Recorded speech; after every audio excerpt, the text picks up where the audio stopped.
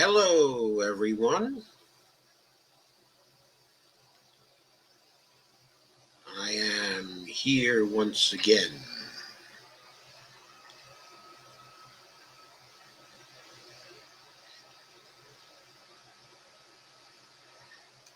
Hi, Kay. Hi, Dolores.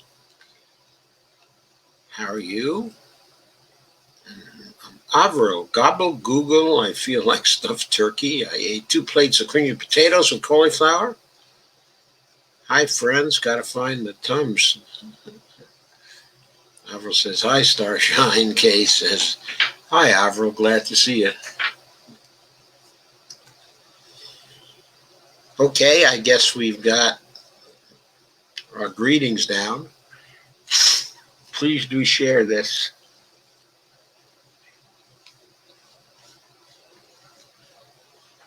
Okay, tonight again, I don't seem to be able to share on Facebook for some reason. Maybe I'm in jail and I don't even know it. I don't know. Maybe something like that happened. I can't tell. Okay, but anyway, let me remind you of my Patreon account. There it is on my promo. So there it is. Please remember it occasionally. As you know, I do not pressure every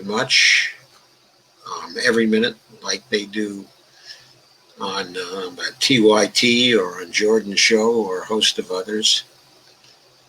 I'm very low key about this, but nevertheless, I greatly appreciate it if you were to do something. So, here we go. Let's see if we can get some new results. First of all, some latest results. I know we have one in Georgia. I don't know if we have anything later than that. But the Georgia spread between the two candidates is now down to something like 3,850 votes, something like that. And there's still plenty of votes to come in, like 19,000. So, anyway, there's a recent comment by Nate Silver pointing out that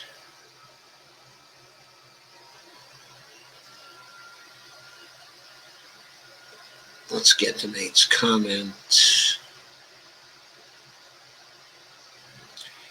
Nate made a number of interesting comments.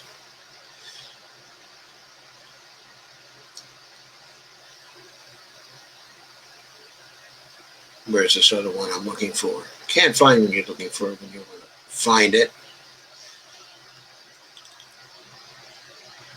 So Nate said at 7:13 p.m. that there are now about 19,000 votes left to count in Georgia. He says if I'm doing the math right, and I think he was, Biden needs to win them by 3,600 votes, or 19% in line with the margin of 60-40 or thereabouts, to catch up with Trump, okay, in Georgia. And then, of course, he needs a little more than that to go ahead of Trump, okay, in Georgia. The current totals we're seeing that they pick up automatically from the board about Georgia, last updated at 9:09, presidential race are less than 3,500 votes separating the two candidates. And if Nate was correct, there are only 19,000 votes still left, but that's plenty to pick up another 3,600 votes since they are mail-in votes, and the mail-in votes have been going heavily Democratic, heavily for Biden, even in Trumpian counties, because what's happening in Georgia, of course, is that the Trump people all went to vote on election day, or maybe voted early, but they didn't do um, absentee ballots or anything like that. It's the Democrats who did that because they wanted to avoid COVID. So even in Trumpian counties, big margins are coming in for the Democrats, okay, in Georgia. So the likelihood is that Biden's going to catch Trump in Georgia, and that he's going to catch him very soon, and we may see it when we're on here tonight. Now, what about in Pennsylvania? Well, Pennsylvania earlier, okay, I saw an announcement that pointed out that Biden's lead had shrunk to about 64,000. And now Dan Hopkins, who's been watching Pennsylvania for 538, says Trump's lead there is now around 53,000 votes, with sizable numbers of mail ballots and provisional ballots still to count. Sizable in this case means something like, I don't know, 275,000 votes still to come in Pennsylvania. And I believe that a large proportion of the remaining votes are in Philadelphia County, and they are likely to go very, very heavily for Joe Biden. I calculated a bit early in the evening that it was likely that Biden would end up winning Pennsylvania by 100,000 votes. So I'm not shy about saying that. At the time, it looked like a bona fide calculation. So we will see if that happens. By the way, it also looks like things are firming up when it comes to Nevada, because Biden is ahead by 12,000 votes there, and all the remaining votes that are still to come in are from Clark County, which is Las Vegas, the largest county in that state, and it's also the county where Biden is going to get big margins over Trump. So the margin he has now, which is 12,000, is likely to grow further as more results are reported. And that 12,000 margin was based on 89% of the expected vote reporting. So it's still 11% to go. That's likely to go very heavily for Joe Biden. Now, North Carolina, voting has stopped for a while because they're not even able to count some votes until tomorrow, which is the 6th. Votes can be counted there until the 12th. And, of course, there are substantial numbers of votes still left there to count. To get a rough estimate, 2.7 and 2.65 is about 5.3 million votes now. So 1% is, let's say it's 5,300 votes. So 5,300 votes times 5, it's something like, 260,000 votes still outstanding. And there are roughly, 77,000 votes to make up for Joe Biden. Since mail-in votes are proving to be very, very blue, and these are mail-in ballots, absentee ballots also proving to be very, very blue, Joe Biden even has a good chance to come out ahead in North Carolina, as it turns out, but we won't see that for a while. Whether Biden can pull Cal Cunningham with him, I don't know. Right now, Tom Tillis still has a big lead for the Senate in North Carolina. Let's see if we've got a result here. That's about 97,000 votes, with 6% of the vote still to come, okay, in North Carolina, and I just calculated. what 5% of the vote would be. 6% of the vote would be even more. It would be something like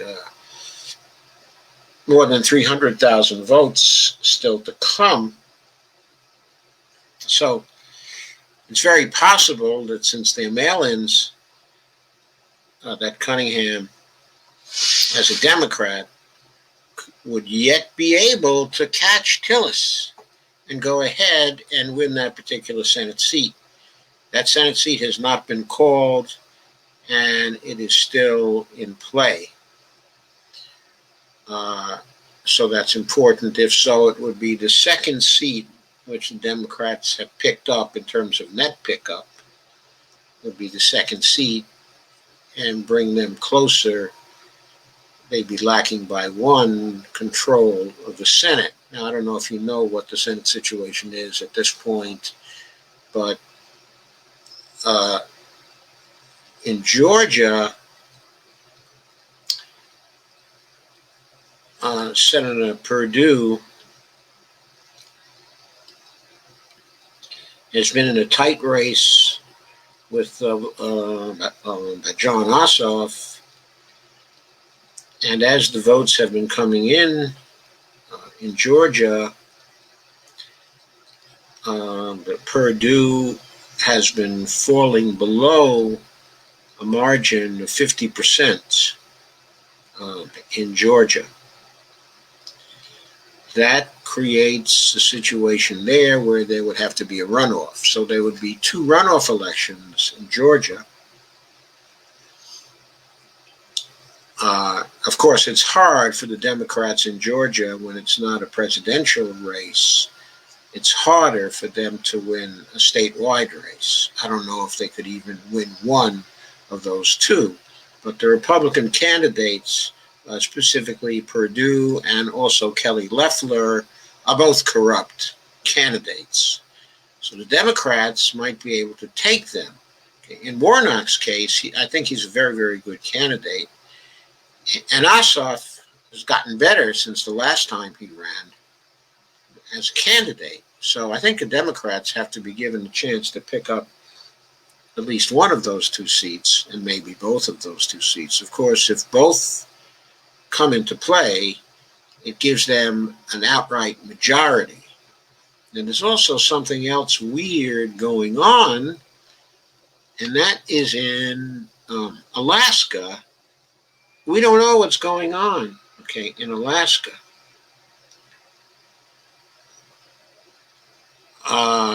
Let's see why we don't know what's going on, because Nate Silver live blogged about that. Here it is. At 8:42, he said, this is interesting. The Democratic Senate candidate in Alaska, Al Gross, is claiming he'll win once all the ballots are counted. He's, of course, a really bold guy, and more progressive than most, by the way. He currently trails by 31 points. I can't remember whether he actually ran as a Democrat. I was under the impression that he was running as an independent, nonpartisan. But anyway, he's committed himself to organizing with the Democrats anyway.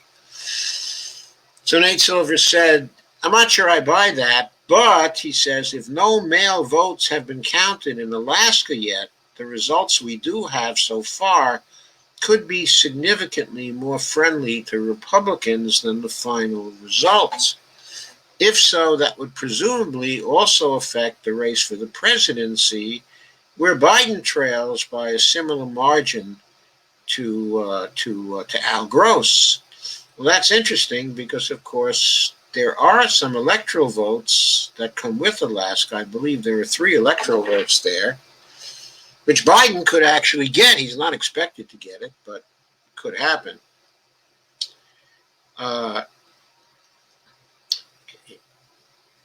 Okay, so anyway, the candidate for the House, who's a Democrat, okay, whose name is Alice Galvin, is running a little better than Biden or Gross.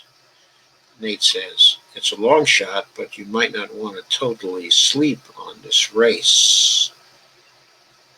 and Nate Silver tweeted also. He retweeted a tweet by Al Gross and basically replied to it. Al Gross said, "Okay, the dynamics of the Alaska Senate race at this hour remain in a state of flux, with approximately 44.6% of the ballots not yet counted. We believe we will win once every vote has been counted in the state. And there, too, you might have had a disproportionate number of ballots that were mailed in that were from Democrats and not from Republicans. So the lead so far may be an artifact of Trump's tweets and all his claims that real Republicans should go vote on election day in person." And so Democrats took their cue from that, and a lot of Democrats didn't go election day, as you know. And so in certain states where this happened, there is a blue shift that you see from the mail-in votes. We've been seeing that in Pennsylvania all night, and you see how pronounced it is there. If you can see a similar dynamic, okay, in Alaska, and we don't know if there is one yet, but if there is one, once we observe it, we're going to know that Al Gross really does have a chance to take that race. We don't know that now, but we may know that. We may learn that. We have to see. Meanwhile, there is another new result that just has come in. At least there are two new posts. That's what I meant. There are two new posts. Who knows what those posts contain? We shall see. We shall see.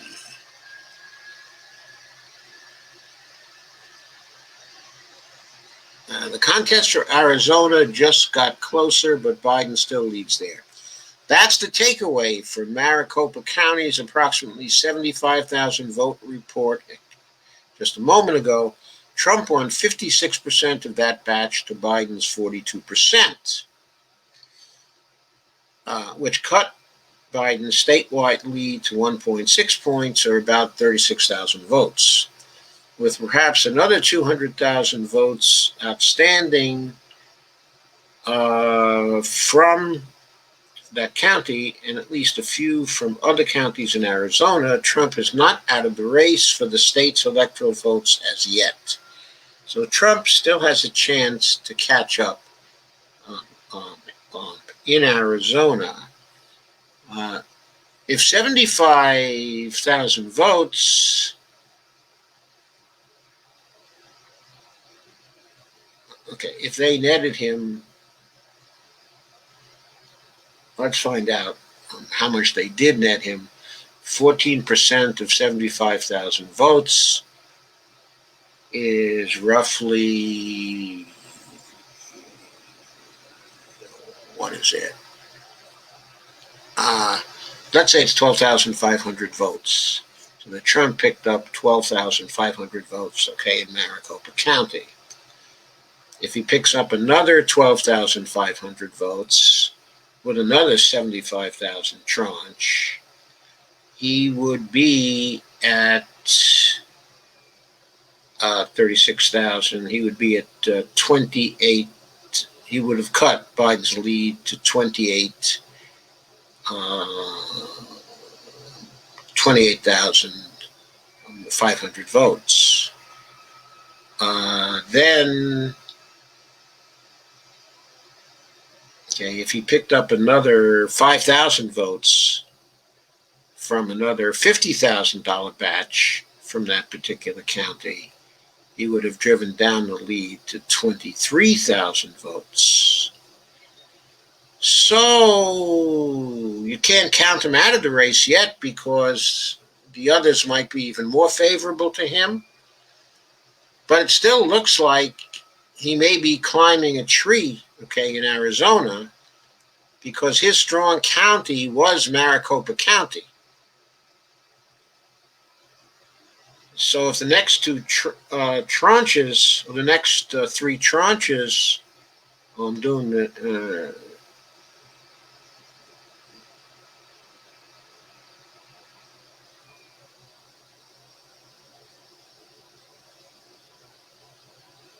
I'm probably miscalculating this by 7,500 votes because there are still 7,500 votes to go. So let's take 15,000 from the 36,000 and another 5,000 from that, and Biden would have a 16,000 vote lead in Arizona. The other counties are a lot smaller. I don't know what the total number of outstanding votes is. They're not saying. But it looks to me from this, since the other counties are comparatively small, that Trump still has a hard road to hoe there. He is not within reach, at all. While Arizona releases data in flash floods, in Pennsylvania it's been a steady drizzle. New ballots, partly from Mercer County, Pennsylvania, have Trump's lead at 50,671. So now it's about to go under 50,000. Okay. So that's where we are in Pennsylvania right now. Let's go to some other matters, and I'll come back to this later, because we will have some new results later, probably from Arizona, probably Nevada, probably Pennsylvania, and probably from Georgia. So let's go over some of the other things we're looking at. This piece is from the Los Angeles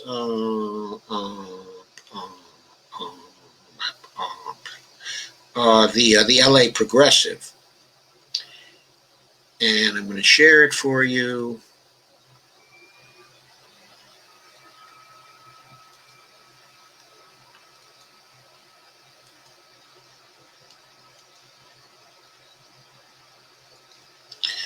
Title of it is, Did the Democrats Just Waste the Biggest Opportunity in a Century?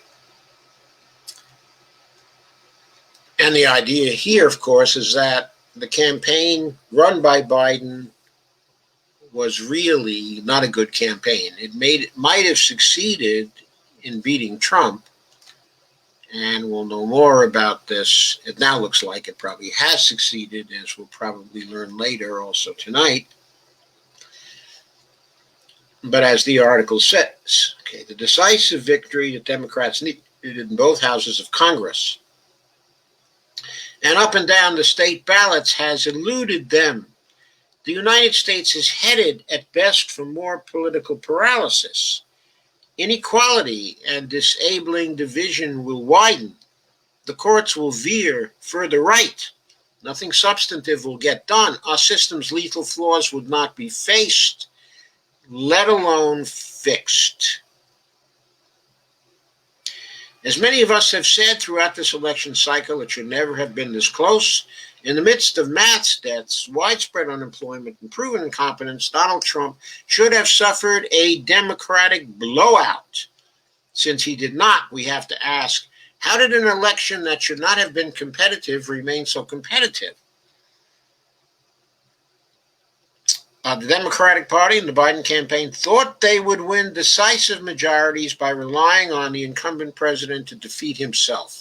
They were wrong. They underestimated, again, the power of his continuous lying about everything, especially on the campaign trail.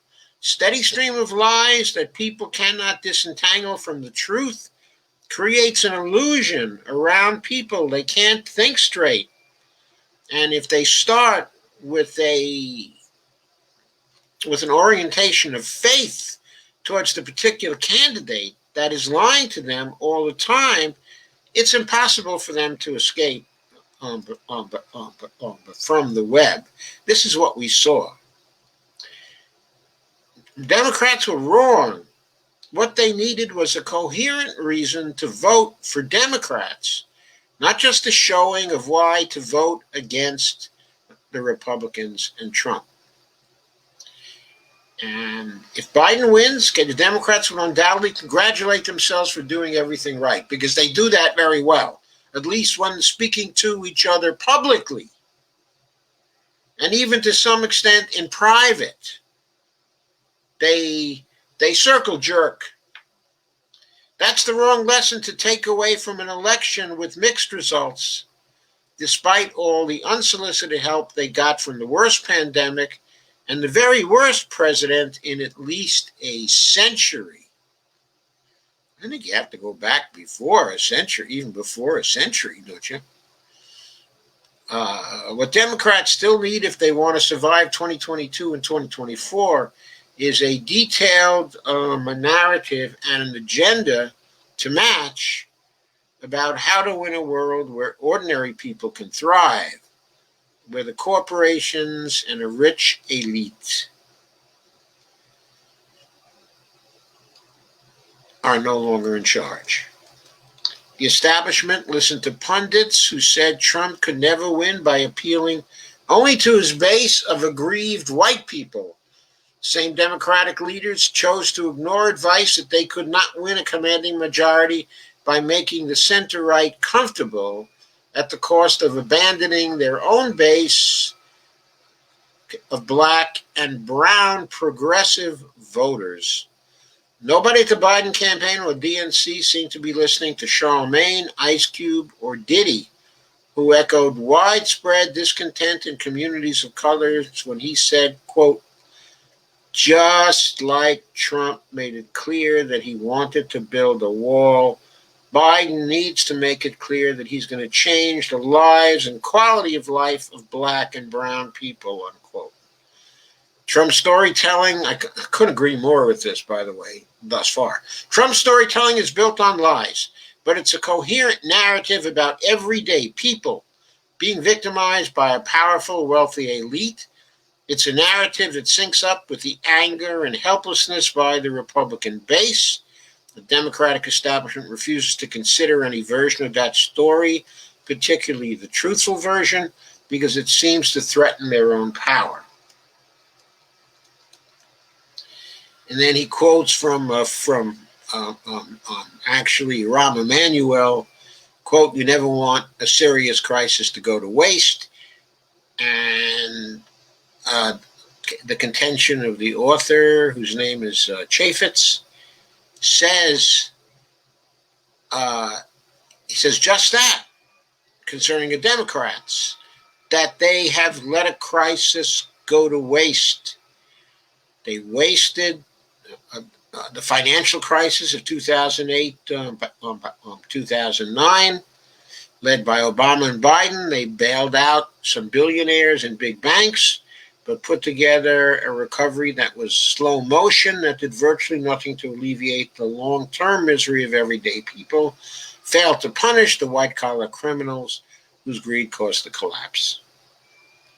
Anger over the failure to deliver just punishment, but to the guilty, will turn that great crisis into fundamental progress for everyday people, arguably set the stage for Trump's election in 2016. I'll argue that any day in the week, because I lived through that time, and I felt that anger.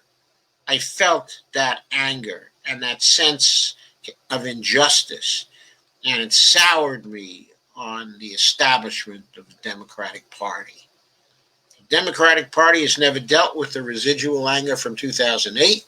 Now it has repeated the past, wasting the most terrible crises of modern times. Faced with multiple catastrophes that dramatically spotlight the lethal flaws of America's unjust system, Democrats campaign on a promise of making, at the very most, minor adjustments. You know what Joe Biden said to his donors, nothing will change. Don't worry, guys, nothing will change. COVID-19 has killed 230,000 people in the United States. Correction. Sorry. Correction. As of today, according to the Worldometer site, 240,922 people are dead. That's before I refreshed this. That was as of earlier this evening.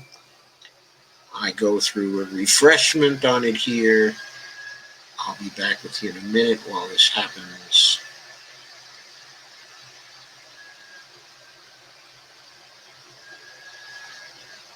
Gee, they had one new case in New Zealand. Gee, they had 9 new cases in Australia. Gee, they had 36 new cases in China. And what did we have?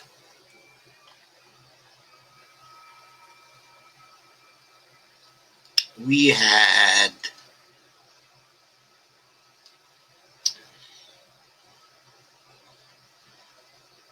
this no longer gives the new cases. It did before, but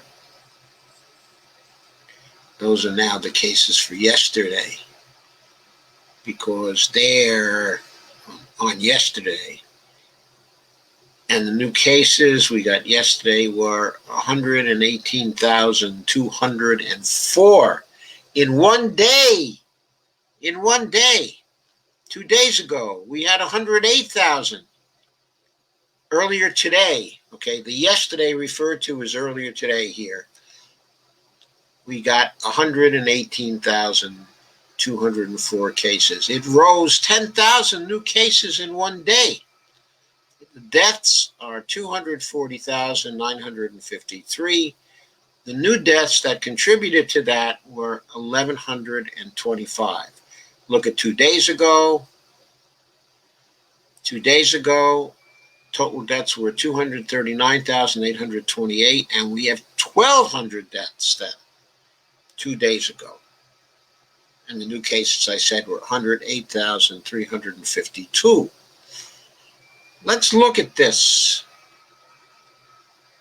Let's look at this from the standpoint of deaths per million again, because last time I checked this, we were in the early 700s or something, or maybe 710 or something like that. Now we're at 726 per million. If you remember, we were trying to catch up to Ecuador. We raced right by Ecuador. Now, Mexico also raced right by Ecuador. They're now at 720. Argentina, who wasn't even in the picture a few days ago, has had a disaster there in a recent period of time. Now at 723.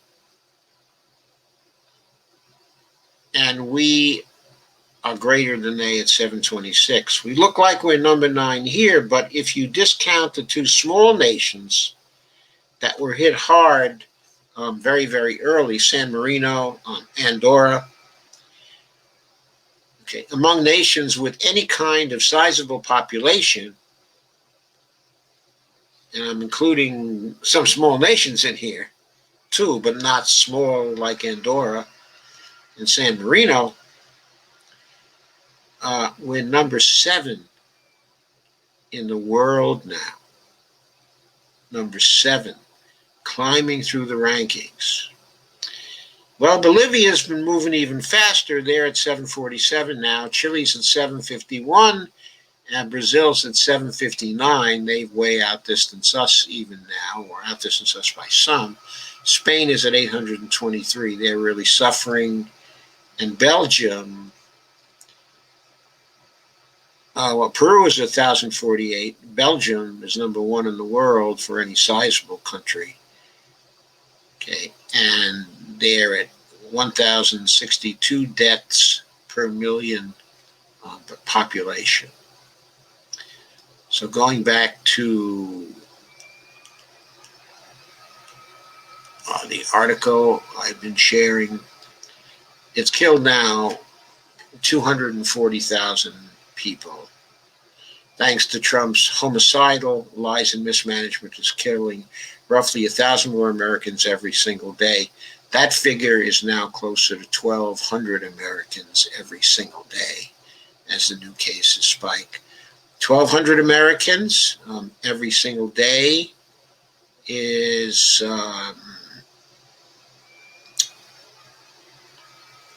what is it? Something like 36,000 Americans per month.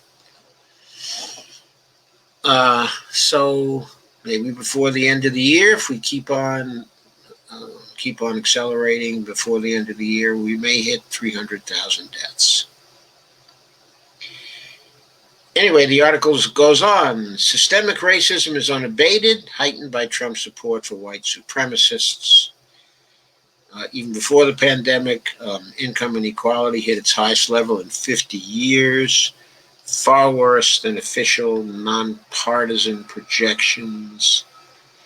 Tens of millions of renters are in imminent danger of eviction.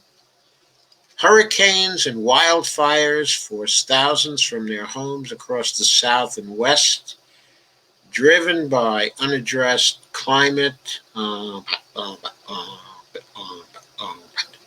disaster that threatens the human race. Our Constitution is a brief, inadequate document that enshrines minority rule by big corporate interests. Yes, it does. And our Supreme Court is dominated by right-wing ideologues who care more about what they think the laws meant in the 1790s than what justice must be in the 2020s. All that, of course, is quite right. And the majority of people in the world's richest country struggle to get by, living anxiously and precariously, unable to meet even a small financial emergency.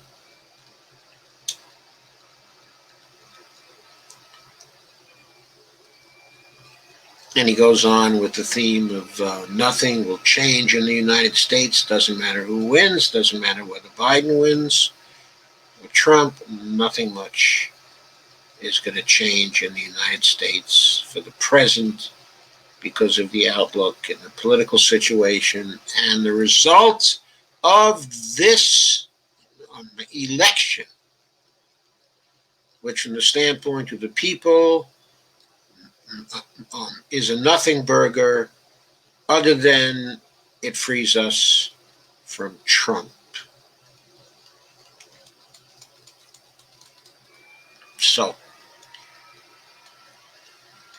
I'll skip out, on the rest of this. It's made the point. It was written by Kirk Chaffetz, who did a pretty good job with this one, and I commend it to you, certainly.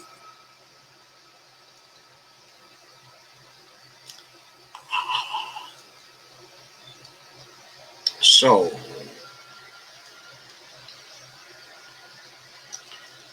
let me share another one.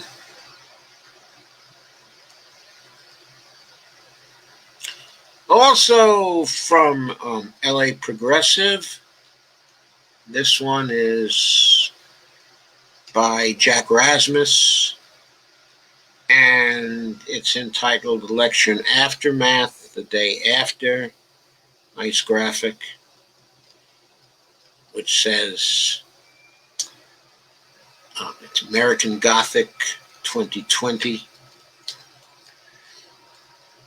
And the house is burning down.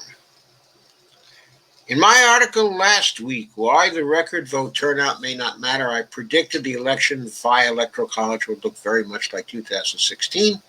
3 swing states, Pennsylvania, Michigan, Wisconsin, would determine the outcome again. Maybe one other state could flip, either Arizona or less likely North Carolina. It looks like that may be a little off because it looks like maybe Georgia's going to flip. I predicted as of a week ago the Electoral College vote was very close, with 244 votes for Biden, 248 for Trump.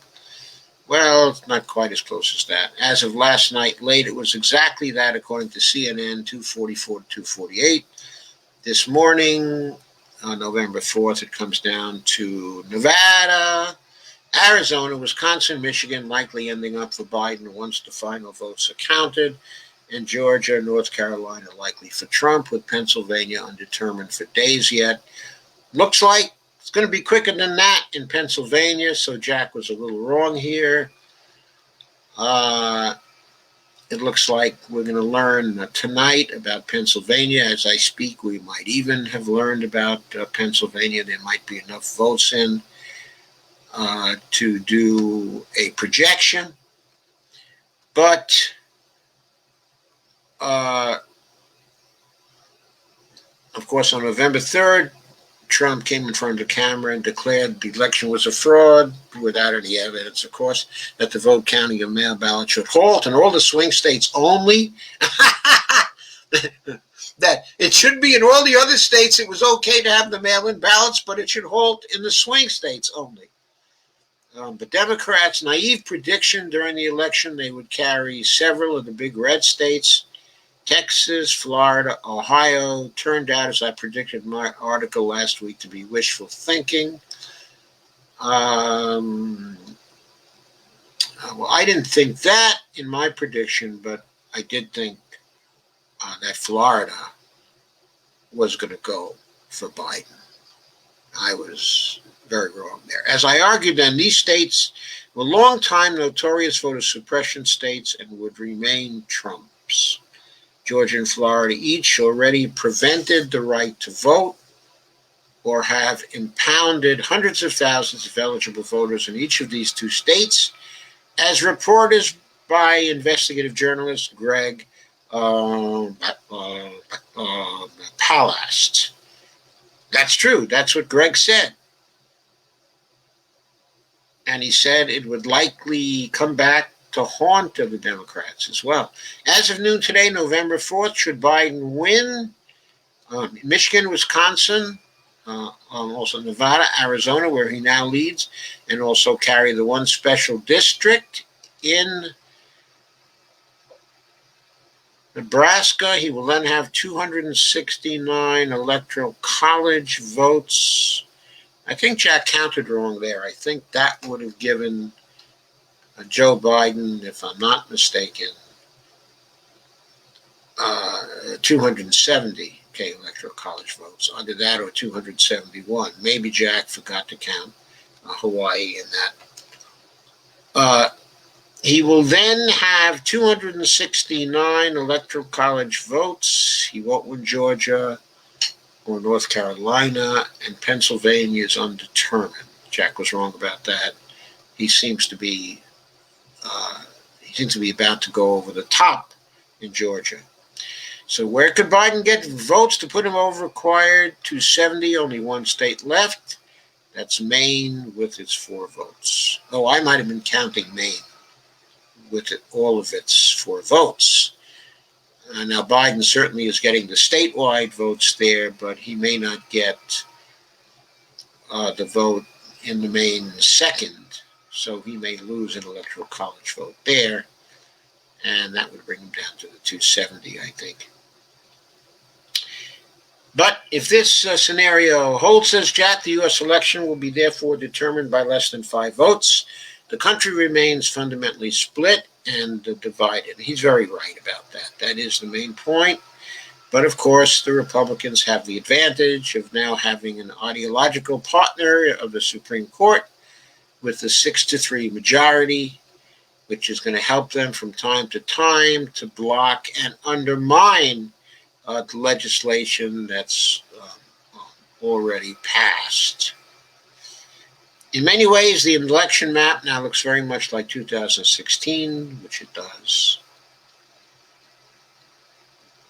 except that we're likely to be able to get rid of Trump, which gives progressives more freedom of movement, at least on the surface. Gives us freedom of movement maybe to build a third party, which is probably where we need to go. And Jack asked the question, so where does the country go politically from here?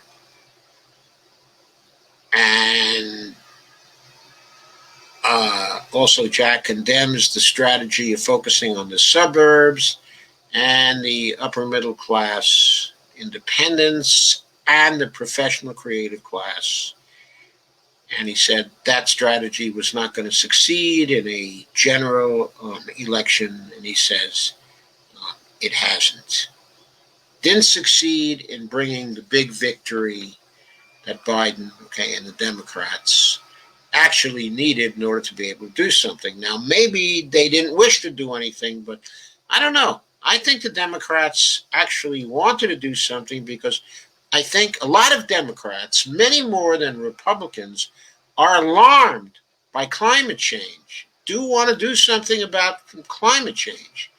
Even though they drag their feet when it comes to Medicare for all, even though they drag their feet on a number of other egalitarian policies, which the left very, very badly wants and which the country very, very badly needs, when it comes to climate change, I think they have anxiety about that. Because I think Democrats disproportionately know that our very existence is threatened by that. They may perceive a longer time scale than I perceive to do anything about it. But still, I think they wanted to win sufficiently to be able to pass some legislation, at least start working on the climate emergency. But Jack asks, where do we go from here? He says, first, Trump will not go away. That means not just leave office quietly, but also Trump as a social movement will remain and likely grow stronger as his base believes the election was stolen from him. I think that's a very pregnant sort of possibility. When you see the Trumpers out in the streets demonstrating to shut down the count, and when they're interviewed by someone like Jordan Chariton, who just lets them talk, ask questions, but lets them talk, deals with them in a very non-committal way, and lets them talk, and you can hear them talk.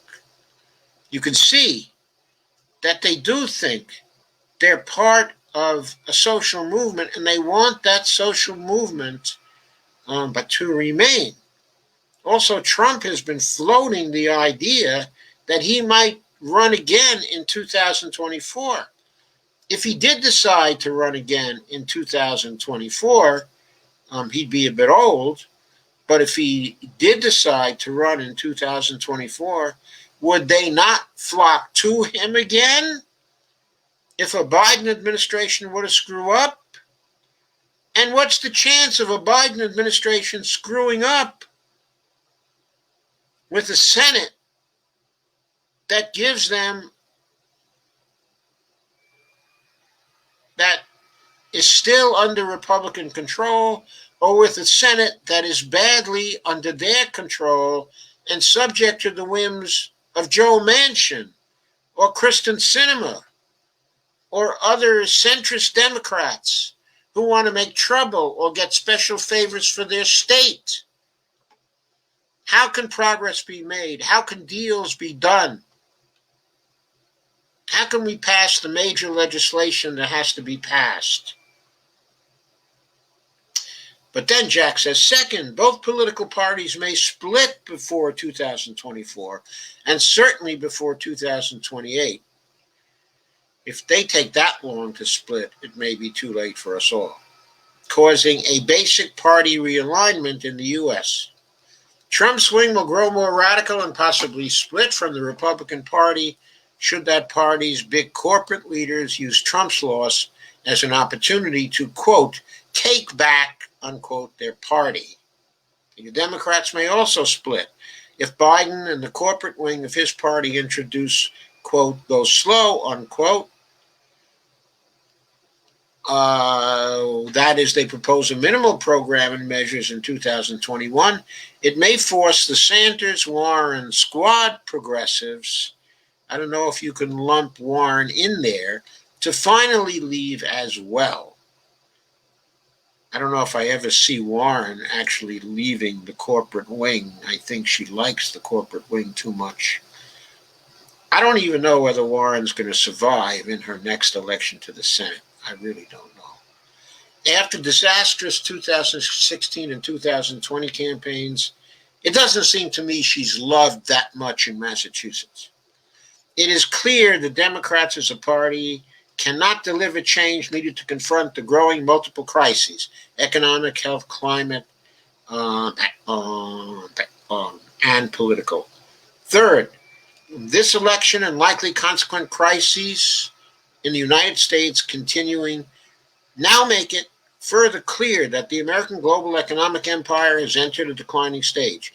It began in 2008, 2009, but will now become more clear. China will continue to rise in power and influence. I think that's almost a given. I don't see China faltering at all. Europe will continue to decline and reorient from the hegemony of the United States. More emerging market countries will shift away from the United States. The 2020 election is heralded in a new decade where fundamental changes domestically and internationally will now accelerate. That is a very interesting thesis. It is the thesis of Jack Rasmus's blog, I believe, Predicting the Global Economic Collapse.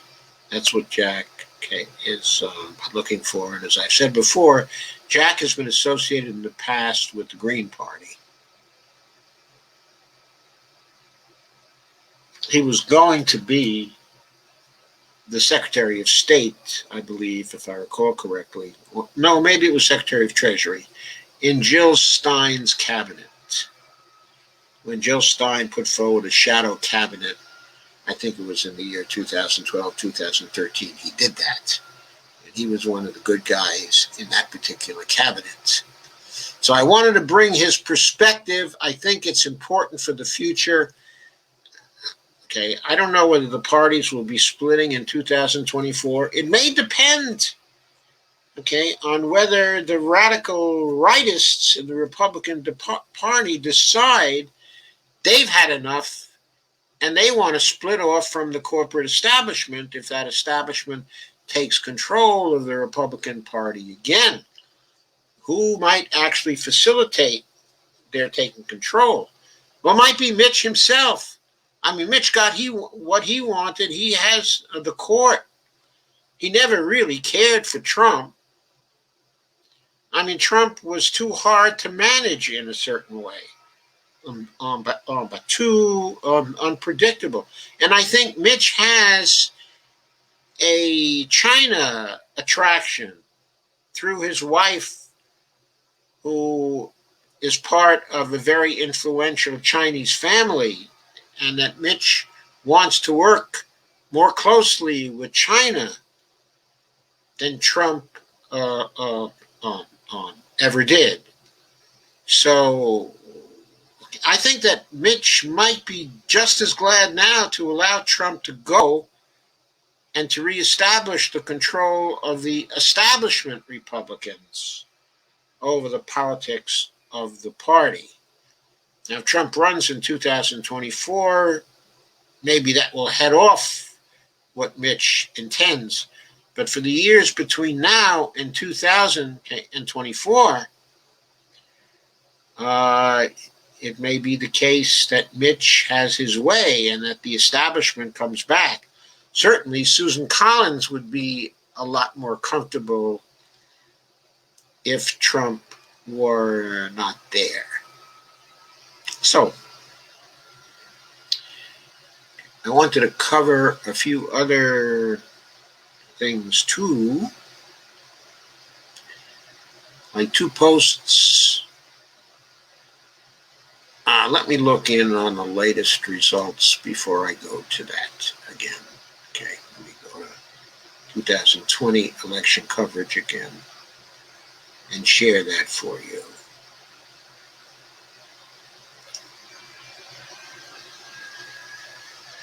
Okay, there were 8 new posts during this period of time.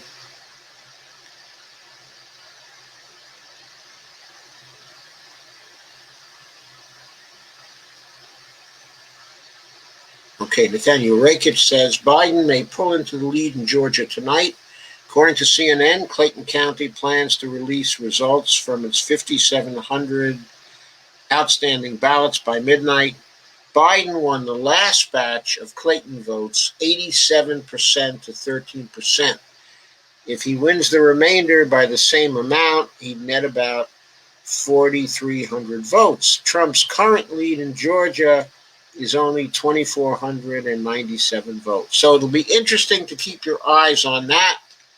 Trump may pull into the lead in Georgia tonight. Tonight. It'll be really interesting to look at, won't it?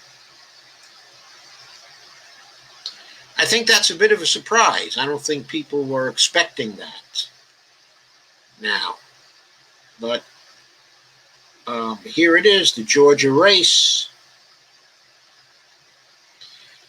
Very little separating the two candidates now. According to this, it's less than 2,000 votes. It's about 1,900 votes separating them right now.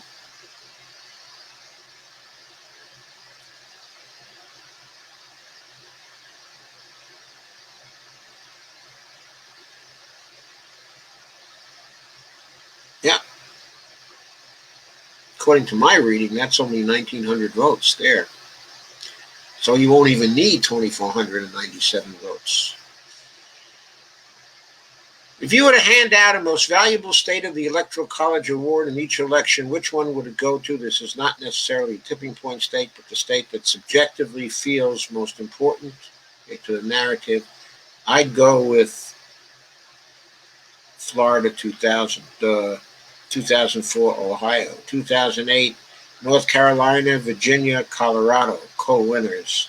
2012 Michigan, 2016 Wisconsin, 2020. Whichever one of Georgia or Pennsylvania shows a Biden lead first. So Pennsylvania is in a race with Georgia to show a Biden lead first.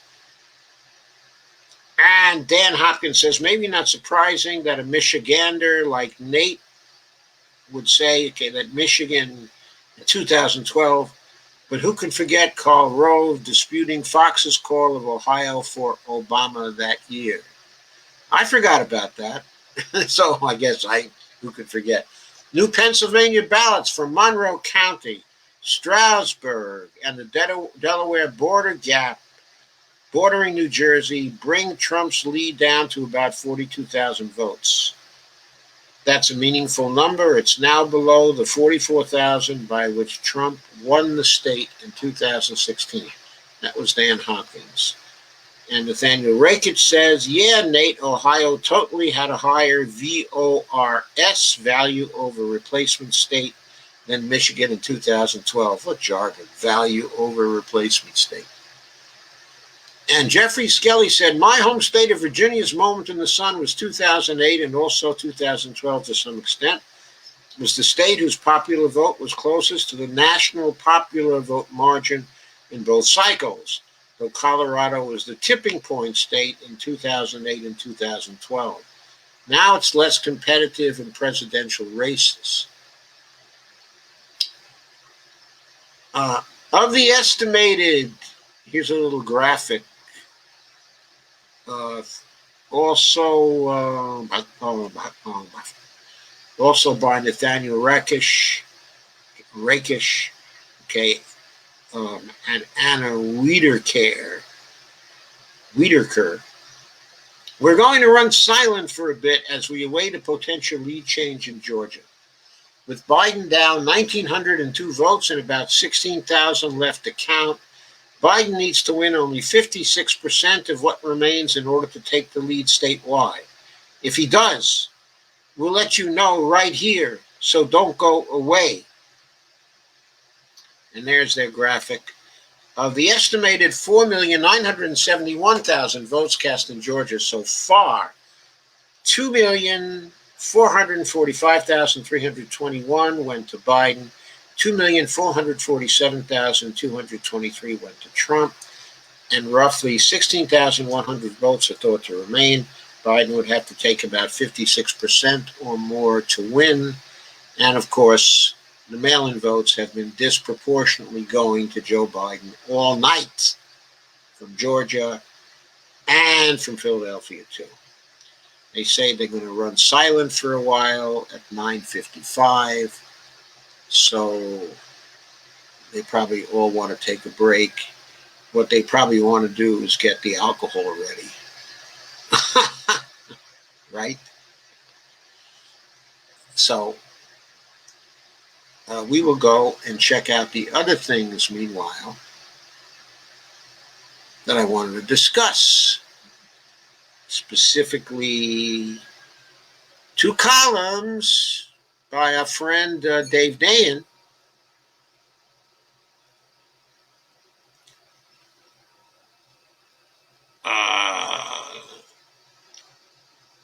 The first one appeared on election night. It was entitled Unsanitized Election Edition. Nobody knows anything. And the nugget that I wanted to take away from here was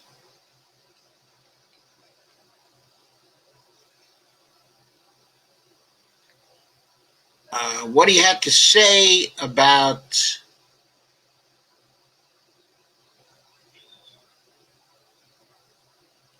let's see. So by the time this was written by Dave Dayen, he said, this is what victory over Trump looks like. Is everybody happy? He points out that Biden took the lead in Michigan this morning once the early absentee votes are counted in Pennsylvania. He's likely to take the lead there, at least if those votes fit the prevailing trend. That would be more than enough, even if Nevada flips.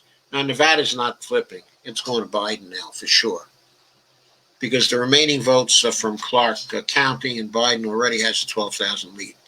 Arizona might flip, though. In fact, if Biden wins every one of the too close to call states, not Alaska, he adds, which is just waiting on absentees and will likely go to Trump, my map prediction would be 100% accurate. And that was a prediction from Dave that gave Joe Biden 322 electoral votes.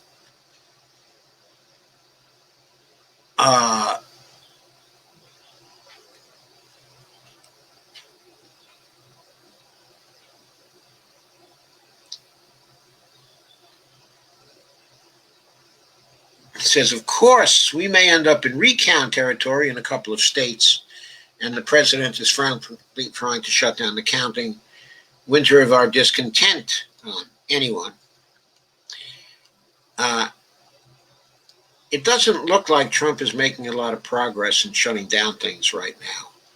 In Pennsylvania, may be largely finished, but by tonight, certainly by tomorrow, the Supreme Court is reluctant to get involved in political disputes because if a court wants to be a legitimate court, it can't make a decision in favor of half the country that pisses off the other half completely, and terribly. So the Supreme Court is going to want to stay out of this. 6-3 majority or not, they're going to want to stay out of it.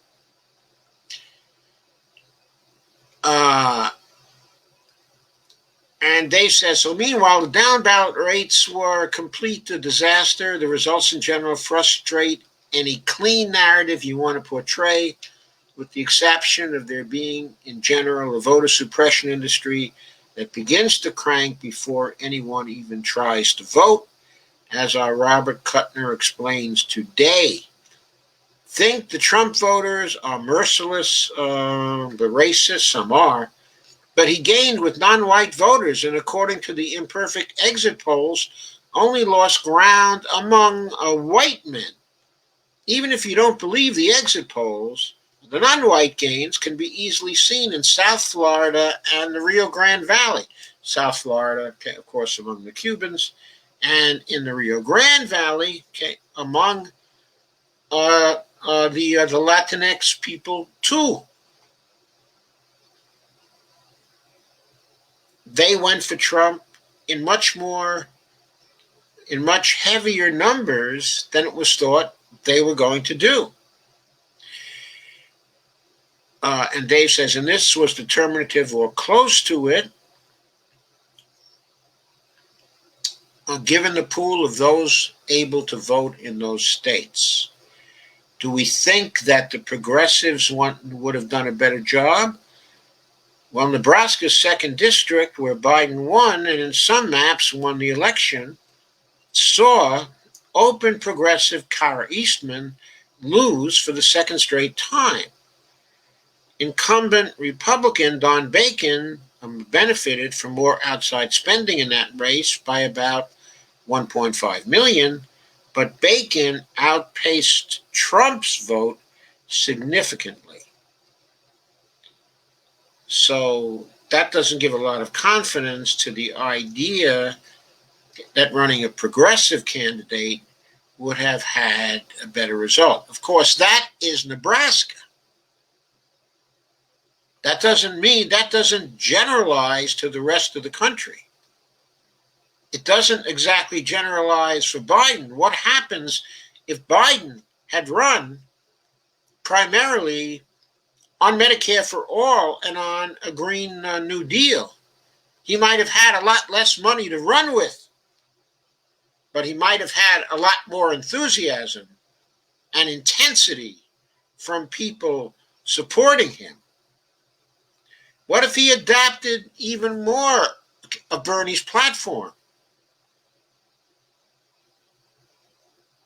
What if he had selected Bernie as his vice presidential candidate instead of Harris? Now, he wouldn't have had all that money, and you can't sneeze, okay, at all that money. But as we know, the money is not exactly determinative. Not exactly determinative. In Kentucky, in South Carolina, on Sarah Gideon's race against Susan Collins. And what was the fourth race? Okay.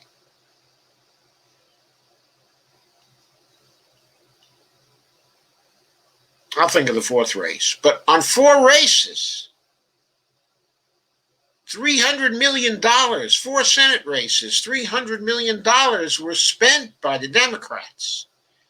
They had huge funding advantages in those 4 races. I mean, Sarah Gideon had $69 million compared to Susan Collins' $23 million. Susan Collins had trouble raising money because everybody thought she was going to lose. Everybody, including me. But I never thought Sarah Gideon was really that good a candidate in that state. The guy I was for was Zachary Ringelstein, who I interviewed a few years ago. From a populist point of view, he was a terrific candidate.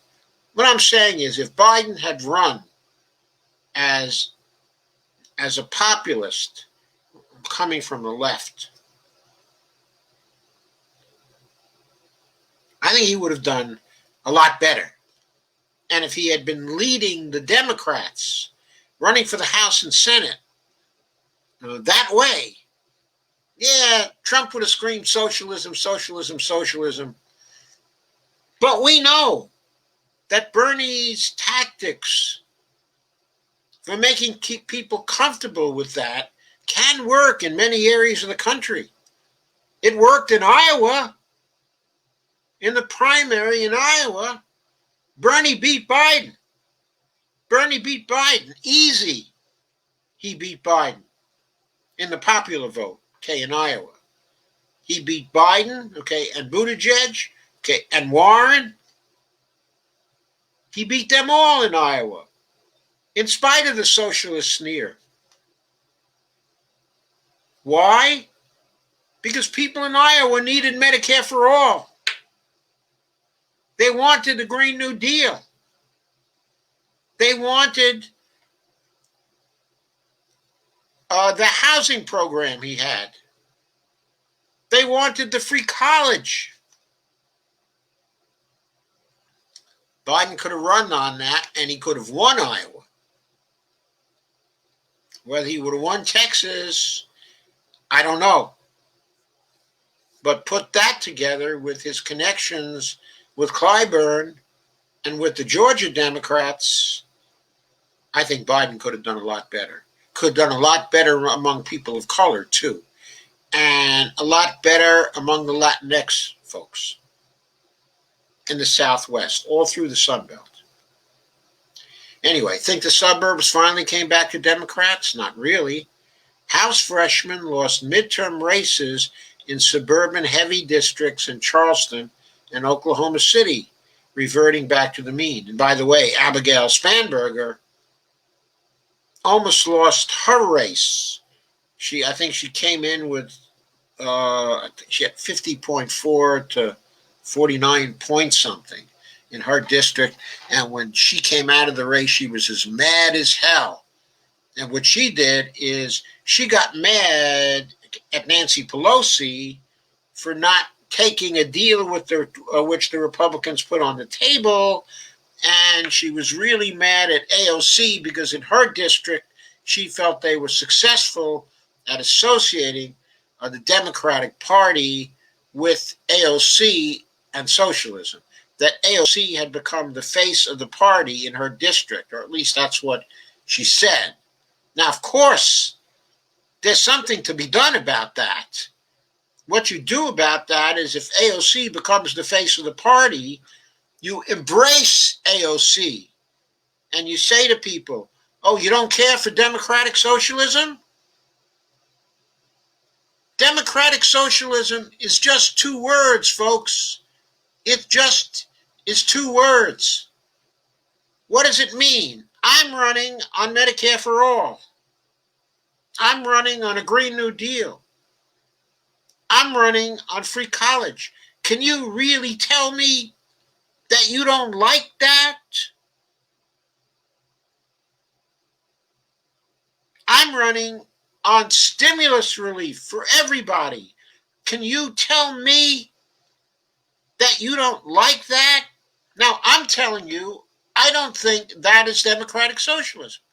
But if you think it is, then fine. Tell me whether you like it or not. First, tell me whether you like it or not. Then tell me whether you care whether it's democratic socialism or not. It's four different policies.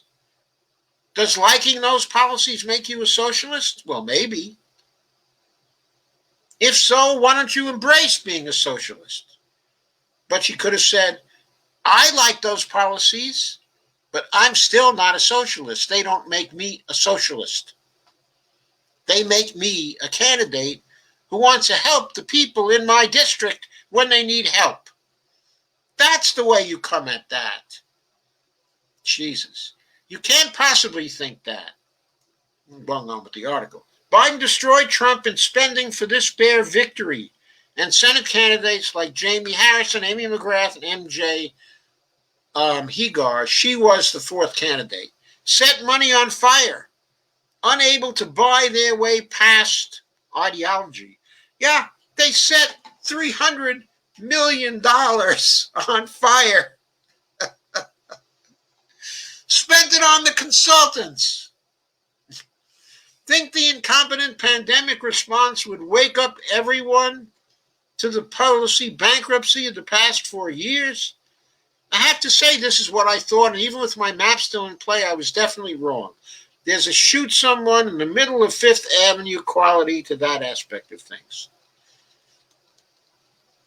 Okay, so I'm going to skip over the rest of this. He's making the point that it's hard to develop a narrative for this particular election, a coherent narrative. And he thinks that if you want to beat somebody decisively, you need to beat them with something, not with nothing. And of course, Biden ran largely with nothing. So let's go to the next one and then check in for some more results. Okay, let's go to the next one. Let's share it.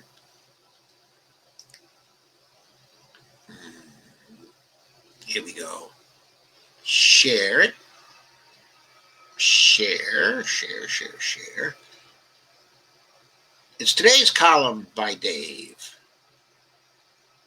Yeah, I really like his columns, as you can tell, because I go to them so often. I really like them. He says, I'm returning to the coronavirus beat today, and look what's here to greet me. 100,000 new cases in a day. Sorry, 120. How much was it? 128,000 new cases today or 120,000? Look quickly once again.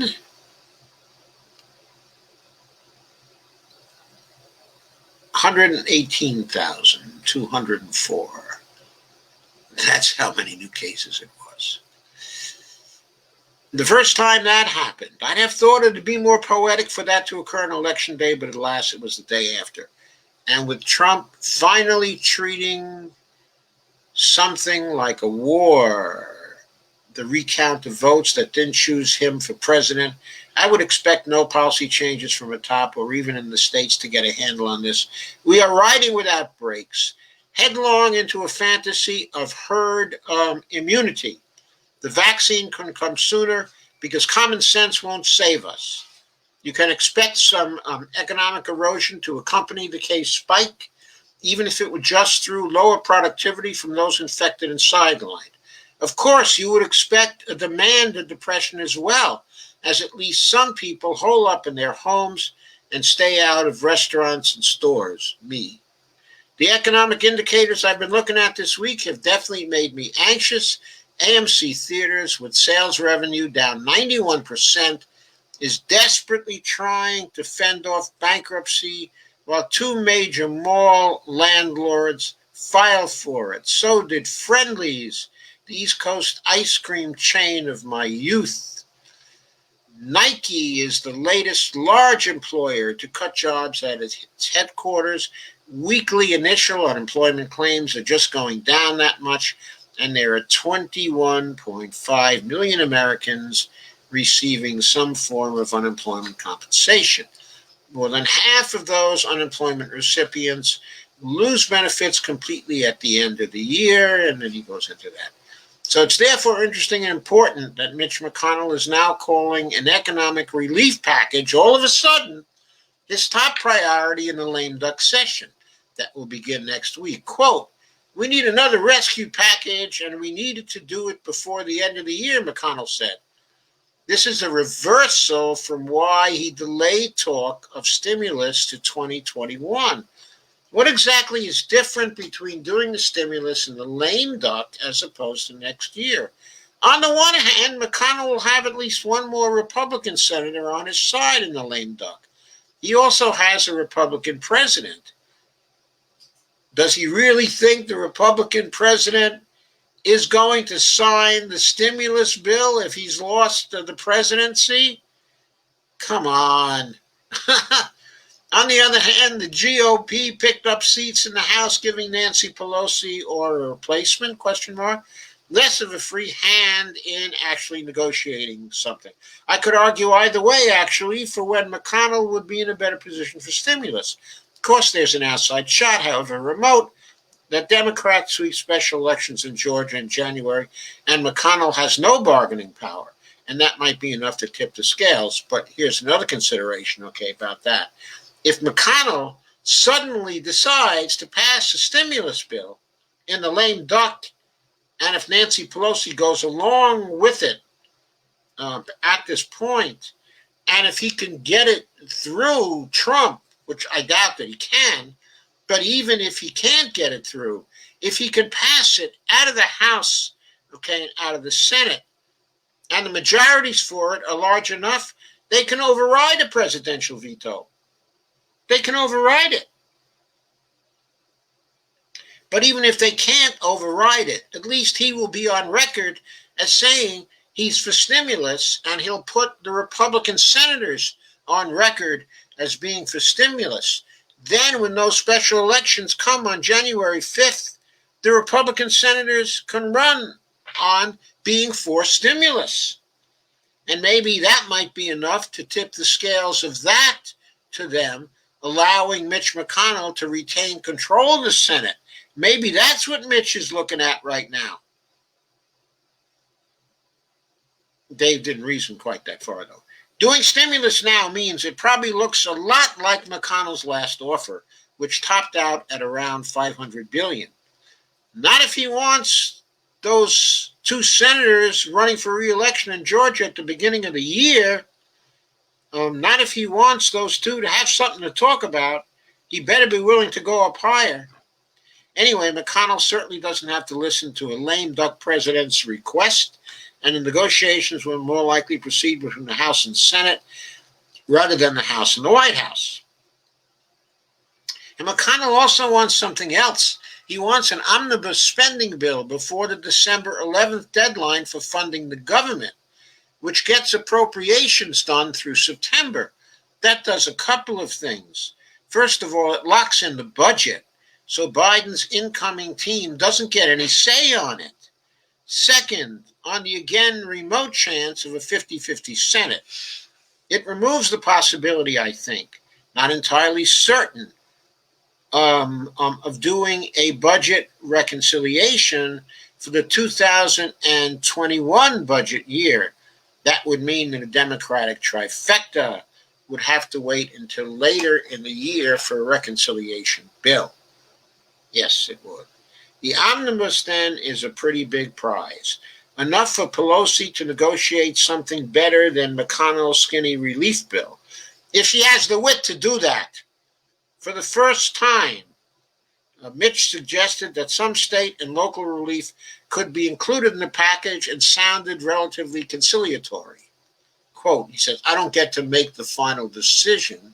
We have to deal with the Democrats, unquote. Now, of course, this was for media consumption. He did add his desire to do targeted rather than blanket relief. He says, so I'd say the $1,200 checks are out. If Trump loses, there won't be the White House saying, hey, I want my name on those checks. So maybe the $1,200 checks are out. I personally would be sorry to see that. Okay, and a lot of other people would. But frankly, if this went for state and local relief and saved a lot of jobs and gave the unemployed stuff to keep them going and created a situation where there was a moratorium on evictions, then I think all that would be better for the American public at this point. It would be better for all of us than just having the stimulus checks, even though I really need those stimulus checks. Working assumption is that you'll get a final compromise in the $1 trillion range. Maybe. That's maybe a reasonable assumption. I'd hold out for more. Once the election is over, it won't be a situation where Nancy Pelosi is going to lose anything by being more stubborn. I mean, maybe it's time for her to be more stubborn and get something out of Mitch. I mean, he cost her a number of seats in the election. Well, not just he, but her own stubbornness when it came to the stimulus bill. And Trump's failure to make the power move he needed to make that get that stimulus bill through, which was specifically to withdraw the nomination of Amy Coney Barrett until a stimulus bill got passed. I've been over that dozens of times already. So Dave says it's definitely positive that we may not go into next year without any fiscal aid, and just extending those two unemployment programs for millions of people would be unequivocally positive. It is depressing, though. 12 years after the financial crisis, we're staring once again at a too small economic rescue, in a moment when other countries are stepping up for their citizens. Take a look at the UK, where Boris Johnson is guaranteeing payroll support. This is a case that's not necessarily driven by neoliberal lowering of ambitions. However, it's driven by the lack of leverage from the results of Tuesday night. Elections have consequences. Yes, they do. And the fuck up in the campaign by the Biden campaign, by the Democratic consultants, by the centrists that he turned to, their fuck up is costing other people again, while they bathe in the money, the huge amounts of money they made in this campaign by raising money from the rest of us. Yes. Who did it go to? If you made any contributions to Democratic candidates who were centrist candidates, that money went to those freaking consultants, whether they lost or whether they won. Okay, back to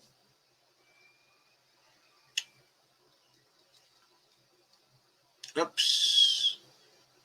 I inadvertently got rid of what I wanted to take a look at. So let me go there. Let me find the scroll bar here. Ooh, there we go. There we go. Got it back. So let me share it again and see where we are. Sharing the wrong thing again. Share. This is making noise, so let me see if it screwed up my speakers again. Yeah, it did. I don't know why. It slipped my normal mic setup. Okay, share the screen once more. 2020 live election results. So we left them when they were running silent for a bit as we await. Oh, they're still running silent, unfortunately. We left them at 9:55, and they still have run silent. So let us go now to a kind of summary of what we've discussed here tonight. We don't yet know how the Senate is going to come out. It looks favorable for the Republicans at this point, but they could still lose control. There's been a net gain, but by Democrats thus far, of one seat. The option of their winning 4 seats is still open. Okay, it can happen. Okay. They could actually even win 4 more seats. Cal Cunningham is a long shot now, but if those mail-in votes in North Carolina start going for Biden, they might start going for Cunningham too. And if they do that, he might still come out on top over Thom Tillis in North Carolina. But we have to see. We have to see whether that happens or not. So let me stop sharing what I'm sharing right now, since there are no other results in yet. There. And let me continue my summary. Okay, so what are we getting here? We're getting a situation where there's Mitch still in control of the Senate. In order to get things done, what Biden will have to do is to try to work on the Republican moderates, quote unquote. Susan Collins, Lisa Murkowski, Mitt Romney, the friendly Republican moderates. And then maybe Biden will be able to get some bipartisan majorities for a few bills. Maybe he will. But if he works for bipartisan majorities, he's got to put forward some legislation that's acceptable to them. And that won't be legislation that solves any problems. So he'll pass a few things. And then he'll try to run on that in 2022. And in 2022, he'll lose the House again. And maybe the Senate too. And then in 2024, we might get back Trump or even a worse, smarter version of Trumpism. That is a very likely scenario right now, in my view. A very likely scenario. On the other hand, what Biden could do is he could eat some hot stones so he can breathe a little dragon fire. And he can run on a populist left type of presidency. He can get Pelosi to put forward bills that will solve problems, that will propose spending what has to be spent, what needs to be spent to solve the various problems. And then he can challenge the Republicans to vote against those bills, to pigeonhole them in the Senate. He can start running the election of 2022 on day one of his presidency. Put forward those bills, and each time they fail to pass, make Mitch McConnell the GOAT. Make him the GOAT. Make the Republican senators the GOATs. Put the pressure on them. There are going to be a lot of highly vulnerable Republican senators in 2022. Set out to destroy them from the first day. Make them offer deals. Make them offer deals because they're afraid of losing in 2022. Don't be gutless. Go ahead. Go for the brass ring. If you don't, you're going to lose it anyway. And why am I advising you to do this? Because if you don't go for the brass ring, we're not going to get anything. The people aren't going to get anything. We won't make progress on climate change. We still won't have Medicare for all. We'll still have bullshit compromises on Social Security with Republicans who want to get rid of Social Security. We'll have talks about the chain CPI again. We'll have talks about the TPP again and other kinds of free trade nonsense that will guarantee a Republican victory in 2022. Biden has to realize he's got to go a different way than Obama. Obama did not do well. Finally, the Democrats must confront Obama's failure as a president of the United States, as someone who had every opportunity to solve great problems for the United States and who solved none of them, who barely got us out of a depression, who created the longest appearing recovery in history after a collapse. That was a failure. That was not a success. It was a failure. Damn. If Biden doesn't realize how terrible this could be,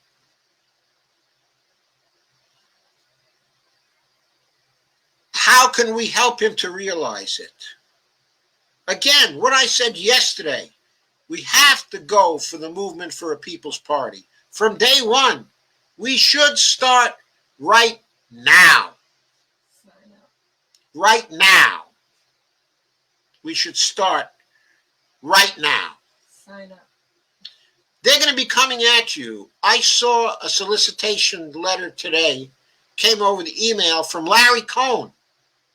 Our Revolution, Bernie Sanders's Larry Cohn, the former head of the Communication Workers of America, the CWA, the union guy, trying to fundraise and raise support for Ossoff and for Warnock, okay, in Georgia. Like, that's job number one. That's not job number one. That should be somewhere on our radar, because if we could get them in and get control of the Senate for Biden, then we might be able to pressure him better. I agree to that because he wouldn't have a magnet pulling him to his right. The need to compromise with Republicans to do anything at all. In other words, that would make the Obama strategy more difficult to implement. But we got to stop him from going with the Obama strategy. And the only way we can do that is by convincing them we can hurt them. And the only way we can convince them that we can hurt them is by building up the movement for a People's Party and creating a magnet on that side that could possibly split up, could possibly constitute a force powerful enough that by 2024, it would split the damn Democratic Party in half into the corporate wings and the people's wings. That is what we need. That is what we need. You can sign up So, the People's Party online now. yeah, I know. That could be done, I think, for a long time. But I don't know. Does anybody know whether Nick finally incorporated the People's Party, so he's got a formal organization? Does anybody know that? And Dolores says, I'm sharing your stuff. Says shared. And Kay says, hi, Dolores and everyone else. And Arrow says, God be Google. And hi, Arrow, glad to see you. It's always a pleasure. Bonnie says, hi, everyone. Kay says, shared. Arrow says, Dan. Auto Gobble. Kay says, hi, Bonnie. Steve says, shared. Oh, wow, Biden got Georgia. Well, he may. I don't know. He may. I mean, it looks like he's, let's see, do we have any latest stuff? Have they quit running silent for a bit? Let's see. We can check them every few minutes and see. Nope, they're still running silent, which means nothing has happened. Wait a minute. It's still coming in. Don't know. I'll take a sip of my wine until it comes in. No. There's apparently nothing new there. Oh, I'll take a look at Georgia, though. Doesn't take any trouble to look up that. Nope. There's still the same how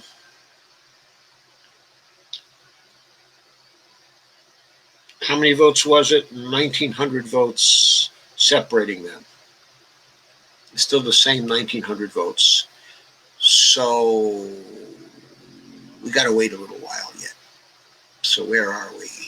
Where was I? I was at your comments, right?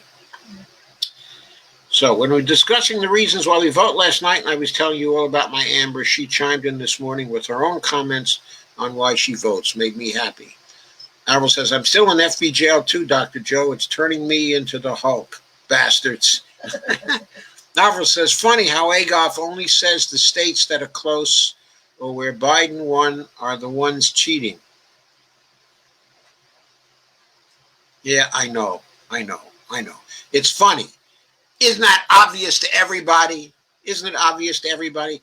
But to his supporters, that's not obvious. They never think about that. That he only complains about the swing states where he's losing, right? Avril says, something is going on in Florida about the recounts. I haven't had the chance to follow up on the story. Oh, that's an interesting story. Avril says, Northeast Philadelphia is said to be all in for Biden, thanks to the hood. Yeah, but Philadelphia County is all in for Biden. These late votes that are coming in from Philadelphia County, they're running 80 to 85% for Biden. He's picking up huge tranches of votes from that. Kay says, watching a live stream from Movement for a People's Party on YouTube too. Avril says, Clark County, weren't they the ones real nasty to progressives and Bernie in 16? Yeah, they were, because they were controlled by establishment people. But they were very good to Bernie in the primary in 2020. Very good to Bernie in the Nevada primary. Kay says, Bernie won Vegas, Avril. The chair throwing incident came when what's-her-name came in from California and organized the frickin' centrist, yeah. Bobby Soxer, otherwise known as Barbara Boxer. And Avril says, Ossoff, is he the red-haired guy? I have no idea whether he has red hair or not. I've seen him, but it doesn't look like he has red hair. It looks like his hair is dark. Okay. He's the Jewish guy. Perdue was running against him by advancing dog whistles to the anti-Semites in Georgia. And Ossoff caught him at it. He also caught him as double dealing on the stock market. He knew about COVID and what was wrong with COVID, how dangerous it was. Before he told anybody, he got rid of all his stocks that could be impacted by COVID. That's what Perdue did. And Kay says, Biden is winning, but sure not the landslide they told us it would be. Shake my head. And Avril says, definitely not a landslide. That's more like a playground slide. But as I say, I think he's going to end up winning Pennsylvania by 100,000 votes. Avril says they're slipping a slide because DNC slumped and bumped their heads again. Avril says, are DHS shirts really watch counting centers? No, not yet. That was something proposed or claimed that, we could do that. But he hasn't really done it yet because I think he's afraid of an explosion if he does it because it's totally inappropriate. Avril says, oh, God, this article sounds so depressing already, but that's the way of the world now. Avril says, I just want to scream about those COVID deaths. Kay says, I was hoping Ohio would surprise, but no such luck. Kay says, I have some friends in North Carolina that are mad about their state, too. Looks like it will stay red. Shake my head. Avril Mono says, holy cannoli, no more Agov. COVID, come get him. And for good this time. And Steve says, hi, halftime. Vladimir Putin is planning to quit early next year amid growing fears for his health. Moscow sources claimed last night. Kremlin Watch has said recent telltale footage showed the 68-year-old strongman has possible symptoms of Parkinson's disease. He better watch out. Donald Trump will make fun of him. Can I say something? And Bonnie asks if she can say something. Sure, honey. Go ahead. Neither candidate has talked about how they would rebuild the struggling USA, trade-wise or financially, for the people. Here. Neither candidate has made any statements talking about how they would reestablish trade and the Financial health. financial help for people, Financial health of the United States. for the United States. The whole United The States. whole United States. Okay. Thank you. Okay. Okay. So, Thank you. okay. So, Steve Wolfbrand said, oh, Mrs. Turtle is Chinese? Yeah, she was Trump's Secretary of Commerce in the early days of the administration before she resigned. Kay said, yes, she is, Steve. Avril says she's actually kind of cute. How she sleeps with that Ugmo, I'll never understand. Well, there's no accounting for taste. They say power, is an aphrodisiac. She has a family in China that is evidently, their relationship to power is evidently very, very close. So it could be that power excites her. Since she has her own money, she probably doesn't sleep with him, laugh out loud, says Kay Ryan. Avril says, Anna Wiener care, really? No. And Steve says, for your information, Abby Martin has a 5-month-old baby. They've been keeping it on the download. She seems very happy. Well, I don't know why they're keeping it on the download, but I wish her the best. And Steve Wolfbrand said the Supreme Court won't touch this, in my opinion, stick a fork in this ship. Only question now is, will Trump leave and how much violence will be involved? If he expects to come back in 2024 and to run again for the presidency, there had better be no violence involved. Because if there's violence involved, that's it for him. Steve Wolfbrand says, congratulations, President Harris. Steve says, President Harris, that nobody voted for, welcome to your democracy. Not only didn't they not vote for her, they forced her to drop out of the primaries because they didn't like her at all. Steve Wolfbrand said, maybe they spawn once a year in the Galapagos. Alvaro says, the subject of democratic socialism should have been de-propagandized over and over again in Biden ads. Yes, it would have been easy. It's easy peasy. All he had to do was, Bernie was running sort of a campaign for him anyway. He could have put Bernie in charge of that. Let Bernie de-propagandize it. Kay says, socialism is too feared by the older folks in this country because they don't understand it. But propaganda from a bygone era. Depends on the old folks. I am one of the old folks. I don't have a problem with it. Bernie is another one of the old folks. He doesn't have a problem with it. It's obvious that a lot of the old folks beyond a certain age don't have any problems with it.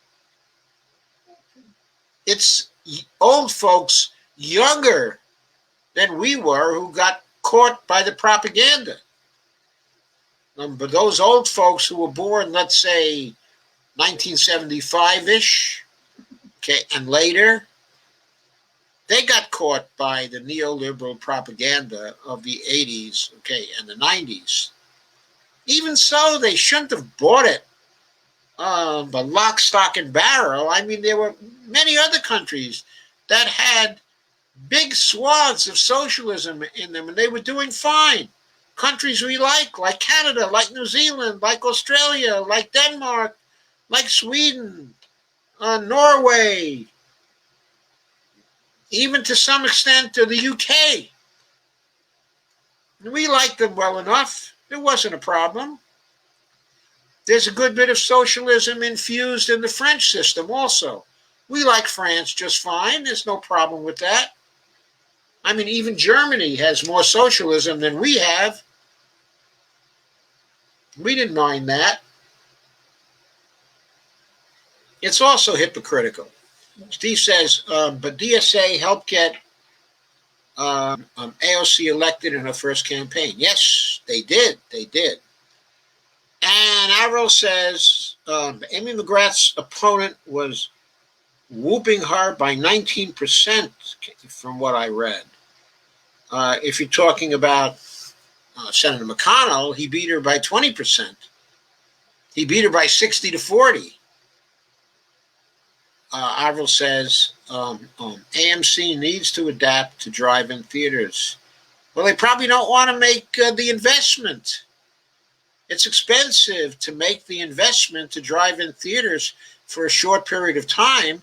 What AMC has to do is they have to stay in the game until COVID is over. Then people will flock back into the theaters. In another year, people will be flocking back into the theaters. Hopefully. Bonnie says. Steve says, ESPN is laying off, no live sports. And Kay says, nobody has any extra money to spend on the pricey stuff. I don't. Steve says, Willie Brown admitted setting Kamala up in politics for being his hoe. Well, I don't think he exactly said that, Steve. He didn't exactly say that. We all interpreted it in that way, but he didn't. I don't think he quite said that. Kay says, I'm guessing Pegosi won her seat back. Yes, she did. Anybody hear about Ro Khanna and Ro Khanna? I'm pretty sure Khan won his seat back. He didn't have a problem. There was a landslide for Ro. And Kay says, that's great, Dolores. And Dolores says Pecan won, and then she said Pocan won. That's right. That's very good. Pocan won, Ilhan won, Vijayapal won. Kamala is not American, black, descendant of slaves. Husband is white. Mother was Indian. Father is Jamaican. And chastised her playing identity politics. Yeah, because her father was a good class politics economist. Kay says, Pocan won too. Great. Avril says, good news. Yes, it is, Avril. Also, by the way, even though the Democrats lost some House seats, the seats they lost were centrist seats. So relatively speaking, the progressives in the caucus should be more influential now, not less influential, because there were four new members of the House who will be squad members. Avril says, goats, the greatest of all time. That will double the size of the squad to 8, and that assumes that no other members of Congress who are already members decide they want to join the squad. The squad is obviously a caucus within a caucus. It's a caucus within the progressive caucus. Steve says, you're dreaming, Doc. Biden ain't going to do shit. He wants repugs in his cabinet. He has early Alzheimer's. Yeah, Steve, probably that's true. So either way, we got to build that third party. Kay says, not holding my breath on Biden going too progressive, Joe. Me neither, Kay, me neither. The plan was Kamala in the Oval Office from the beginning. Sleepy dementia Joe won't last 6 months. I think he's going to last 6 months. I don't think you thought he was going to last for this campaign, Steve, but he did last for the campaign. Didn't he say that he was going to leave in probably a year? No. No? No. He said he'd probably be a one-term president, but he didn't say he was going to leave in a year. Okay. No, that's not why he became the president. On the other hand, if he can't get anything done because of Mitch, he may decide he wants to leave in a year. I mean, maybe he can use that on Mitch. He can start bargaining with Mitch, and he says, look, Mitch, if you don't let me pass anything, I'm going to resign, and the president is going to be Kamala. And then you'll have her to deal with instead of me. You really want to deal with her? Kay says, if he saves Social Security, Medicare, and Medicaid, I'll be satisfied for now. Kay, the world is coming to an end. We can't be satisfied with that for now. And Dolores says, Biden's close enough to sniff Trump's hair in Georgia. Avril said, that Georgia judge pretty much told Adolf, get lost, quote unquote. Steve says, Trump's too old for a Biden hair sniff. Biden likes little girls. Oh, there you go again, Steve. When are we going to hear Michelle is a man? Kay says, he was impeached. He shouldn't be allowed to run again. He wasn't convicted, though. He wasn't convicted. That's the problem. What they should do is impeach and convict him now. If he loses, maybe Mitch will want to get rid of him right now so he can't pose a danger to the United States anymore. That would be a smart thing to do. Maybe Nancy should call Mitch and say, as soon as we get back, I'm going to impeach him again. You convict him this time, then he'll be immediately removed from office and we won't have to worry about the SOB anymore. What do you think of that? And Avril says, McCarthyism, wasn't that the 60s? No, McCarthyism was the late 40s and early 50s. Joe McCarthy was a senator from Wisconsin then. And he was elected as a progressive. Can you believe it? He ran as a progressive. He was elected as a progressive. And then he gave rise to that whole radical right anti-communism crap. Steve Wolfbrand said, I think Ivanka or Junior are up to the plate in 2024. Yeah, the suspicion it's going to be Junior. I don't think it's going to be Ivanka. I don't think Ivanka would want to do it.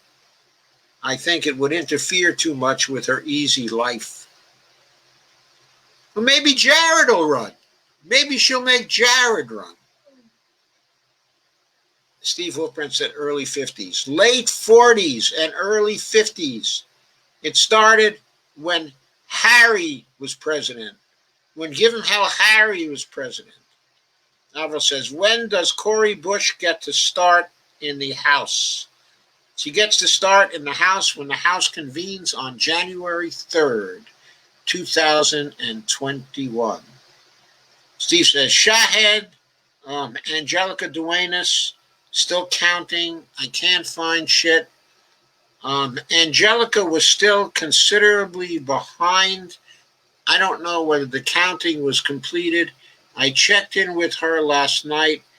She was making it close, but she was still probably 10 points behind. I'm saying something like that. But there were a lot of outstanding votes. It was taking a long time for those votes to come in. I was really pulling for her. I think she's done great. If she comes within 10 points of them, there's a foundation for her running again next time, and this time finally winning. And I think she'll do it. She has the persistence, and she's smart. Kay says, moving for a People's Party say they will be able to run down-ballot candidates on 2022. That's wonderful. Kay says, new meds for Biden, laugh out loud. And Steve says, Biden's been trying to kill SS for 40 years. Sorry, Kay. He's not going to kill SS. The most he'll do to SSS is put in the chained CPI, which won't be good, but it's not going to end the Social Security. It's going to make things thin for a while. But he's not going to do that. I don't think he's going to do that. If he did that, it would ruin his presidency. It would send. He started getting seniors back in this election. Why would he jeopardize that in order to make some deal cutting Social Security with the frickin' frog? Avromano says, damn, so McCarthy was like Obama, who gave the neoliberalism all that extra gusto. No. Obama was not like McCarthy, okay, at all. I mean, he wasn't that much of a red baiter. I mean, but Joe McCarthy, there's a direct line from Joe McCarthy to Donald Trump through the lawyer Roy Cohn, through McCarthy's top lawyer, Roy Cohn, who was responsible for the warped legal views of Donald Trump more than anybody else. Avril says, Angelica has 5 kids. She's a knockout for sure. She's a super mom for sure. She's got 5 kids. Yeah, I know. And she's Green New Deal, and she's Medicare for all, and she's for great housing programs, and she's just great. Okay, so that's where we are. We're going to check in again with 538 and see if there are any new results to take a look at.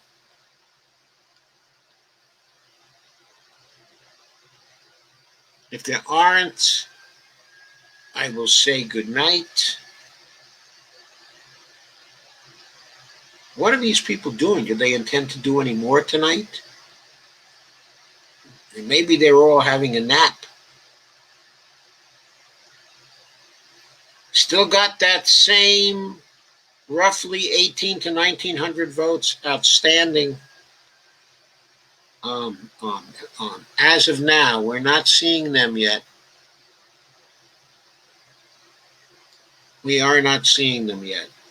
Anyway, it's very likely to summarize. Oh, at 10:53, we've got something at 10:53.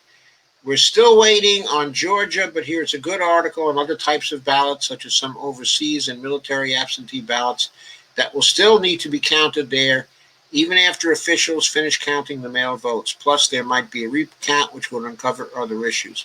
So even if Biden takes a lead there, that doesn't mean he's home free. He'd like to build up a bit of a cushion. Yes, I agree. So let's check out that article on other types of ballots while we're waiting. That's from the Atlanta Constitution, one of the great newspapers in the United States, traditionally. Thousands of military, overseas, and provisional ballots will soon be added to Georgia's vote count. Okay, another trove of votes besides those already accounted for. There were 8899 absentee ballots for military and overseas voters that hadn't yet been returned to election offices in Georgia as of Thursday morning, according to the Secretary of State's office. There are another 17,529 overseas ballots that had already been returned and counted. Military and overseas ballots have a later deadline than other absentee ballots, according to federal law. But Georgia's deadline for domestic absentee ballots is 7 p.m. on Election Day. Overseas absentee ballots will be counted if they're postmarked by Tuesday and received at county election offices by Friday. In addition, voters have until Friday to correct any problems with provisional and absentee ballots. Fulton County reported 3,900 provisional ballots and DeKalb County at 1,600. Those will probably most likely go 80% for Joe Biden. But data on how many provisional ballots were pending in most other counties wasn't available. Voters face a Friday deadline to correct problems with rejected absentee ballots. There were 2,000 of those, mostly for mismatched or missing signatures.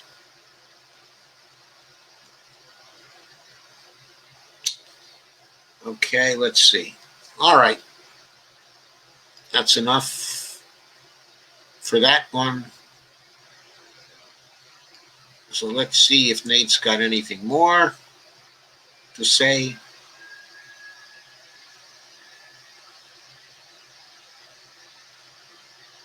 What the hell?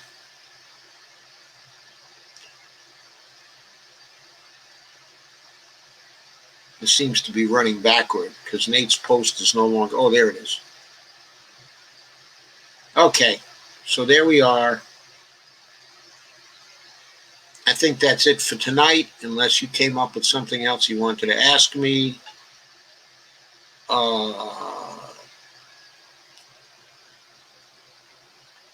And so Dolores says, Avril says, I was making the connection about both running as progressives and then betrayed. Oh, I see. Yes. That was a proper connection. And thank you and good night, says Dolores Pierce. Thank you, Dolores. Thank you for coming. Thank you for sharing. And Steve says, well, I have no pics of Obama as a young child. I think there are pics of her as a young child. Is Paris really Michael Jackson's blood? Is Harry loyal blood Chelsea? What's this? Kay says, good discussion all. Loved it. Have a good night. Love you all. Steve says, good night. And Steve says, Barbara Bush is the daughter of Aleister Crowley. And he says, seriously? Avril says, so all those ballots was held by the post office? What's going to be the story on that? Hopefully, Louis DeJoy will be sent to federal prison over that, especially if Biden gets into office. If I got into office, I would make sure that Louis DeJoy serves a very long term, maximum sentence in federal prison, so that never happens again. That is one moral hazard. That is not a place where any mercy should be applied. Okay, folks, I'm ending the broadcast. Have a good night.